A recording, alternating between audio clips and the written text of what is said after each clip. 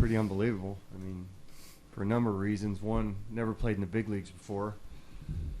You know, Rule 5 guy that's got his work his way onto the team. Had a great spring, and you know, being at home here too. His first few games is pretty special for him, but you know, he's earned his time, no doubt. He's swinging the bat great for us and versatile, playing first and corner outfield spots.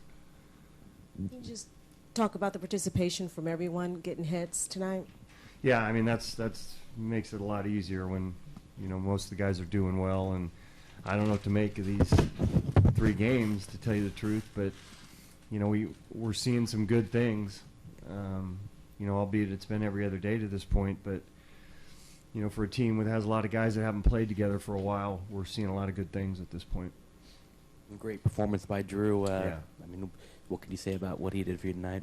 Yeah, I mean, I don't know how you. That's a pretty tough lineup to navigate your way through, and you know, had everything working. You could see in the first inning with the strikeouts. You know, elevated when he had to, was on the corners when he needed to. The curveball, back door, back foot.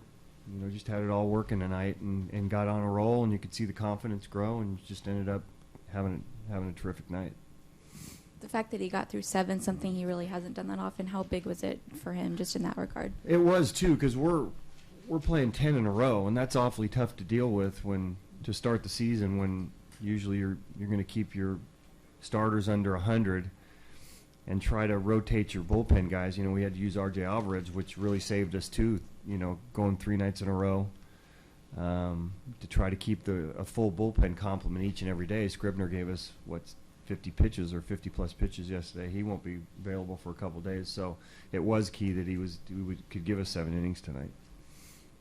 You like to emphasize getting to the other team's bullpen early. How good is it to do that, especially in the first game of a series? Yeah, I mean, it's paramount. I mean, we have the ability to do it. We have in years past. You know, we really target guys that, you know, even if you're not getting hits, you're taking pitches and making the starter work, and you know, trying to get in the bullpen earlier than later. And now it's no day at the beach getting into their bullpen.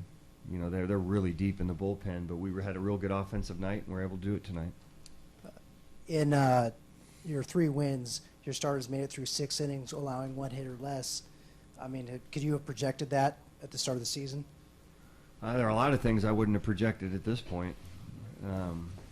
So I don't know what to tell you there. I mean, to an extent, you expect it out of Grain and Kazmir. You know, those are the guys we're really going to lean on this year. But, you know, to have Pomeranz throw as well as he did and throw 7 innings and do it against that club was a bonus for us.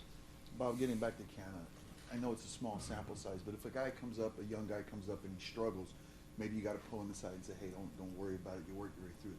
Conversely, when a guy comes up and he's putting up the numbers that Mark is, do you have to pull him aside and say, let's not get caught up in it, or do you want him to soak it in a little bit? I don't even talk to him right now. Whatever he's doing, I'll just let him do it. It's the latter. Let him soak it in. We have enough guys in this clubhouse to keep guys where they need to be.